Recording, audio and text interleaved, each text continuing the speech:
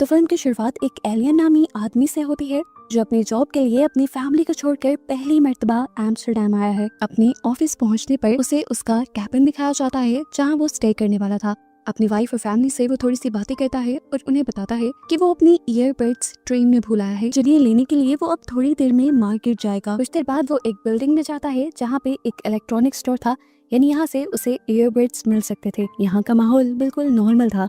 अभी उसने ईयरबड्स लेना शुरू ही किए थे कि एकदम से इसी बिल्डिंग के बाहर हमें एक गाड़ी रुकती दिखाई दी, जिसके अंदर से एक गन लिए आदमी निकला और अंदर जाकर उसने धड़ाधड़ फायर करना शुरू कर दी। ये गोलियां इंसानों को नहीं लग रही थी, वो गोलियां हवा में चला रहा था, लेकिन भगदड़ मचाने के लिए ये सब काफी था। अभी उसने किसी को यहाँ रोका भी नहीं था। घबराकर लोग जल्दी से स्टोर से बाहर जाने लग जाते हैं। यहाँ पर एलियन भी गोली से अपने आप को बचाने के लिए टेबल के नीचे बैठ गया था और दूसरी तरफ यहाँ पर काम करने वाला एक आदमी भी अपने साथ कुछ लोगों की जान बचाने के लिए उन्हें लेकर यहाँ के स्टोर रूम में छुप जाता है। स्टोर लगभग खाली हो चुका था। इससे पहले कि एलियन भी यहाँ से भाग जाता, उस टेररिस्ट की नजर एलियन पर पड़ जाती है और वो उसे बंदी बना लेता है। स्टोर के बाहर पहले से ही 2 पुलिस ऑफिसर्स थे जो उस टेररिस्ट को रोकने के लिए उसके ऊपर गोलियां चलाते हैं, तो ये टेररिस्ट भी अंधाधुंध उनके ऊपर फायरिंग करने लग जाता है और वो दोनों एक रोड ब्लॉक के पीछे छुप जाते हैं। अभी तक इस टेररिस्ट को लग रहा था कि उसने एक ही बंदे को बंदी बनाया है, जिसके बल पे वो जो भी लूट करना चाहता है या जो अपनी शर्तें मनवाना चाहता है वो मनवा लेगा। लेकिन हकीकत में इस बिल्डिंग के ऊपर एक और ऑफिस भी था जहां लगभग 40 लोग अब उसकी वजह से फंस चुके थे। वो अब सामने खड़े पुलिस ऑफिसर्स को एक स्विच दिखाता है और बताता है कि मैं अपने साथ यहाँ पर एक बॉम्ब लेकर आया हूँ और अगर मुझे नुकसान पहुंचाने की जरा सी भी कोशिश की और मुझे लगा कि मेरे साथ कोई चालाकी करने की कोशिश कर रहा है तो मैं ये एक स्विच दबाकर पूरी बिल्डिंग तबाह कर दूंगा। वो तो सिर्फ अभी इस बिल्डिंग की बात कर रहा था, लेकिन गवर्नमेंट को उन 40 लोगों की जानों का खतरा हो गया जिसके बारे में इस टेररिस्ट को पता भी नहीं था। और अगर इस टेररिस्ट को ये खबर भी मिल जाती तो वो बहुत बड़ा नुकसान भी कर सकता था और उन सब लोगों की जानें खतरे में भी पड़ सकती थी। बहुत सारे पुलिस वाले अब इस बिल्डिंग के इर्द गिर्द आ जाते हैं। पुलिस हेडक्वार्टर वाले अब इस टेररिस्ट से कांटेक्ट करते हैं और पूछते हैं कि आखिर वो चाहता क्या है। टेररिस्ट उनको बताता है कि मुझे किसी ऐसे इंसान से बात करनी है जो मेरा कांटेक्ट गवर्नमेंट से करवा सके। मेरी कुछ मांगे हैं जो अगर पूरी ना हुई तो मैं एक ही बटन दबाते हुए इस पूरी बिल्डिंग को तबाह कर दूंगा, क्योंकि मेरे पास एक बहुत बड़ा बॉम्ब है। स्टोर रूम में छुपे हुए वो चारों लोग भी टेररिस्ट की ये बात सुन रहे थे, लेकिन टेररिस्ट को अभी ये भी मालूम नहीं था कि स्टोर रूम में कुछ लोग छुपे हुए हैं। इसीलिए स्टोर रूम में बैठा ये आदमी जल्दी से पुलिस को कॉल करता है और अपने बारे में भी बताता है कि मेरे साथ 3 और लोग उसी बिल्डिंग के स्टोर रूम में छुपे हुए हैं जहाँ पर वो टेररिस्ट है और अभी वो हमारे बारे में नहीं जानता। वो पुलिस ऑफिसर को इस टेररिस्ट से मुतल्लिक बहुत सारी बातें बताता है जो उनके काम आ सकती थी, जैसा कि ये टेररिस्ट अकेला यहाँ आया है, उसका कोई साथी नहीं है, आते साथ उसने यहाँ पर किसी भी इंसान को मारा नहीं था बल्कि बस हवा में ही गोलियां चलाई थी और अब सिर्फ वो एक बंदे को ही बंदी बनाए हुए है। जैसे जैसे वक्त गुजर रहा था ये मामला संगीन होता जा रहा था। ऊपर वाले 40 लोगों की घबराहट और ज्यादा बढ़ रही थी, जिन्हें निकालना गवर्नमेंट के लिए सबसे पहला मिशन था और इस मिशन को ही वो उस टेररिस्ट से छुपा कर रखना चाहते थे। इसलिए बिल्डिंग के इर्द गिर्द स्पेशल फोर्सेस की टीम भी आ चुकी थी। वो दोनों पुलिस ऑफिसर्स जिन्होंने टेररिस्ट के ऊपर गोली चलाई थी, वो टेररिस्ट अभी भी उनको अपनी ताक में रखे हुए था। वो किसी भी वक्त उनके ऊपर गोलियां चला सकता था। वो अपने बचाव के लिए एक पत्थर के पीछे छुपे हुए थे। इसीलिए पुलिस वाले वहां पर एक कार भेजते हैं जिसकी आड़ में छुपते हुए ये दोनों पुलिस ऑफिसर्स अपनी जान बचाकर यहाँ से भाग जाते हैं। इस टाइम सबसे ज्यादा घबराहट एलियन के अंदर थी, जिसके सर पर लगातार वो टेररिस्ट बंदूक ताने हुए था। कोई भी नाजुक लम्हा उसकी जान ले सकता था। यहाँ पुलिस हेडक्वार्टर में अब गवर्नमेंट की एक स्पोक पर्सन आ चुकी थी, यानी वो ऑफिसर आ चुकी थी जो इस टेररिस्ट की मांगे सुनेगी। उसे सारी सिचुएशन समझाई जाती है कि किस तरह दोपहर के वक्त में वो टेररिस्ट गोलियां बरसाते हुए उस बिल्डिंग के अंदर चला गया था। उसने वहां के लोगों को कैद नहीं किया बल्कि सिर्फ एक आदमी को ही बंदी बनाया। उसके पास एक बॉम्ब भी है जिससे वो खाली बिल्डिंग को उड़ाने की धमकी दे रहा है। उसे अभी ये नहीं पता कि बिल्डिंग के दूसरे फ्लोर पर 40 लोग फंसे हैं और उसी बिल्डिंग के स्टोर रूम में 4 और लोग भी फंसे हैं। पुलिस हर तरीके से कोशिश कर रही है कि किसी तरह उसको चकमा देकर ऊपर की बिल्डिंग से लोगों को निकाला जा सके, लेकिन उस वक्त तक के लिए भी हमें आपकी जरूरत है। लिली नाम की ऑफिसर उससे पूछते हैं कि आखिर वो टेररिस्ट चाहता क्या है, तो वो बताते हैं कि इस टेररिस्ट की कुछ मांगे हैं जो वो गवर्नमेंट से ही पूरी करवाना चाहता है। अब लिली बैठकर पहली मर्तबा उस टेररिस्ट से खुद बात करती है और उससे उसका नाम पूछती है। तो वो टेररिस्ट कहता है कि अब के लिए तुम मुझे ए बुला सकती हो। इससे पहले कि लिली कोई और सवाल करती, वो टेररिस्ट कहता है मैं तुमसे बाद में बात करता हूँ। जिस बंदे को मैंने हॉस्टेज बनाया हुआ है वो मुझसे कुछ कहना चाहता है। असल में एलियन उससे कहना चाह रहा था कि मैं हार्ट पेशेंट हूँ, मैं जो मेडिसिन लेता हूँ वो मेरे बैग में है, प्लीज मुझे वो दे दो, नहीं तो मेरी हालत बहुत बिगड़ जाएगी। ये टेररिस्ट नहीं चाहता था कि वो हॉस्टेज बना एलियन अपनी ही मौत मर जाए और ऐसे गवर्नमेंट उसकी बात सुने ही ना चाहते हुए भी वो उसकी मदद के लिए उसको मेडिसिन देता है। लेकिन इनके पास अब पानी नहीं था। वो इस मेडिसिन को रेड बुल के साथ खाने को कहता है, लेकिन दिल के पेशेंट को रेड बुल के साथ मेडिसिन नहीं दी जा सकती थी। वहाँ हेडक्वार्टर में भी कॉल कट होने से पहले लिली ने मेडिसिन का नेम सुन लिया था और उन्हें भी सर्च करने पे पता चल गया था कि हॉस्टेज बना बंदा यानी एलियन हार्ट का पेशेंट है और उसके लिए भी ज्यादा देर उस सिचुएशन में रहना ठीक नहीं। ये टेररिस्ट दोबारा अब पुलिस को कॉल करता है और लिली से बात करते हुए कहता है कि मुझे 200 मिलियन बिटकॉइन मेरे अकाउंट में चाहिए। ये सुनकर लिली शॉक हो जाती है और कहती है कि ये बहुत बड़ा सौदा है, मुझे इसके लिए कुछ टाइम चाहिए होगा, हम इसके बारे में बात करते हैं। तो वो आदमी कहता है कि अगर तुमने मेरी ये मांग पूरी ना की तो मैं एक ही बटन दबाकर इस पूरी जगह को तबाह कर दूंगा।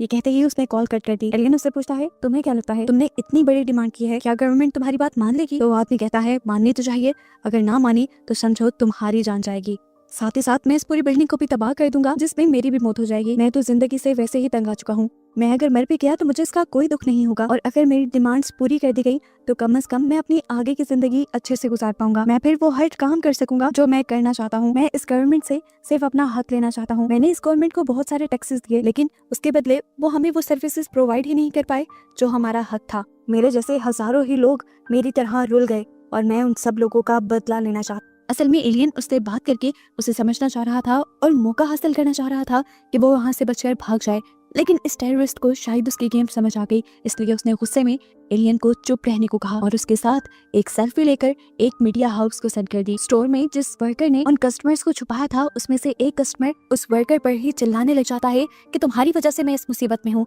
अगर तुम उस वक्त मुझे ना रोकते और बैटरी ना दिखाते तो मैं 5 मिनट पहले यहाँ से चला जाता और आजाद होता। उसके बात सुनते हुए यहाँ पर मौजूद लेडी से कहते हैं अगर ये ना होता तो तुम अभी तक जिंदा भी ना होते, इसी की वजह से हम यहाँ छुप सके और अपनी जान बचा पाए। वो आदमी भी बात को समझ कर उस वर्कर को सॉरी कहता है। उस वर्कर ने भी बुरा नहीं बनाया था क्योंकि वो जानता था कि डर की वजह से सबकी ही बुरी हालत है। यहाँ पर जो फोटो टेररिस्ट ने एलियन के साथ उस मीडिया हाउस में भेजी थी वो पुलिस को भी मिल जाती है। ये लोग उस पिक्चर को भी अच्छे तरीके से देखते हैं और इन्हें उसके पास मौजूद बॉम्ब एक नकली बॉम्ब लगता है, इसीलिए स्पेशल फोर्सेस के ऑर्डर करते हैं सबसे पहले ये पता चला जाए कि वो बॉम्ब असली है भी या नहीं। अगर वो बॉम्ब नकली है तो उस टेररिस्ट पर काबू पाना बहुत ज्यादा आसान हो सकता था। यहाँ पर स्पेशल फोर्सेस का ही एक बंदा स्टोर रूम में मौजूद वर्कर से कांटेक्ट करता है और पूछता है कि क्या इस स्टोर के अंदर आने का कोई दूसरा रास्ता भी है जहाँ से ऊपर के पोर्शन पे मौजूद 40 लोगों को निकाला जा सके। वो लड़का रास्ता तो बता देता है लेकिन अब एक और मुसीबत थी, ये बिल्डिंग फुली ऑटोमेटेड थी। 9 बजते ही यहाँ की लाइट बंद हो जाती। वो कहता है ऐसा ना हो कि लाइट बंद होना टेररिस्ट को पुलिस की कोई चाल लगे और वो बॉम्ब ब्लास्ट कर दे। ये इन्फॉर्मेशन उनके लिए काफी अच्छी थी। लिली फौरन ही टेररिस्ट से कांटेक्ट करती है और उससे बताती है कि 9 बजे यहाँ की लाइट बंद हो जाएगी, तो तुमने घबराना नहीं है, ये बिल्डिंग पूरी तौर पर ऑटोमेटेड है। हम तुम्हें इस बारे में पहले से ही इसलिए बता रहे हैं ताकि तुम कोई रिएक्ट ना कर सको। हालांकि लिली ने उसे साफ साफ सारी बात बता भी दी थी, फिर भी ए को लगता है कि ये सारी पुलिस की ही एक चाल है।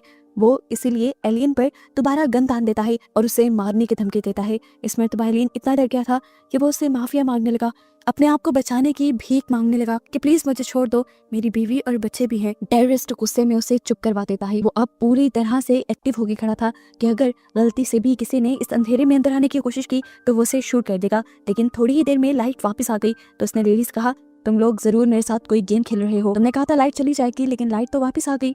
तो लिली ने बताया ये इंतजाम भी हमारा ही किया हुआ है ताकि तुम यहाँ पर कोई तबाही ना उठाओ।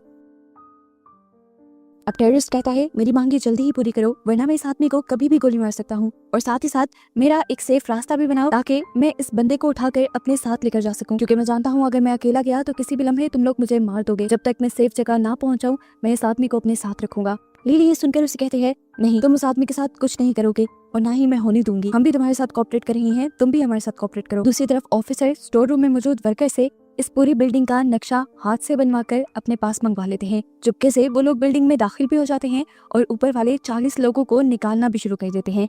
अब इस चीज का टेररिस्ट को ऐसे पता नहीं चलता क्योंकि एक पुलिस ऑफिसर लगातार उससे बात कर रही थी उसका ध्यान भटकाने के लिए। वो उससे कहती है कि तुम्हारे पास जो बंदा है एलियन वो हार्ट पेशेंट है, तुम उसे मेडिसिन लेने के लिए रेड बुल देने वाले थे और वो उसके लिए जानलेवा भी साबित हो सकती है। बात करते करते वो यहाँ पर घूमने लग जाता है और गलती से कैमरा में भी देख लेता है बिना मास्क के। पुलिस वाले फौरन सर्च करते हैं और पता चलाते हैं कि ये एक अमान नाम का इंसान है जिसकी मेंटल हालत ठीक नहीं थी। वो पहले भी मेंटल हॉस्पिटल रहकर आ चुका था। अब यही अमान नाम का टेररिस्ट पूरे स्टोर में घूमने लगता है और वो उस स्टोर रूम के पास भी जाता है जिसके अंदर वो 4 लोग थे। लेकिन जब उसने वो खोला तो वो अंदर से लॉक था। उसे लगा कि शायद ये बिल्डिंग का ही कोई सिस्टम होगा। उसने इस पर ज्यादा ध्यान नहीं दिया, जबकि एक अच्छी बात ये हुई कि स्पेशल फोर्सेस के लोग ऊपर से भी 40 लोगों को सही सलामत निकालने में कामयाब हो गए। इधर स्टोर रूम में मौजूद वर्कर दोबारा पुलिस से कांटेक्ट करता है और उसे बताता है कि स्टोर रूम में जो लेडी है, मुझे लग रहा है कि उसे हार्ट अटैक हो रहा है। ये लोग और पैनिक करने लग जाते हैं। वो इस वर्कर से लड़की की कंडीशन और उसके सिम्टम्स पूछते हैं, जिससे उन्हें पता चलता है कि लड़की को हार्ट अटैक नहीं हो रहा था,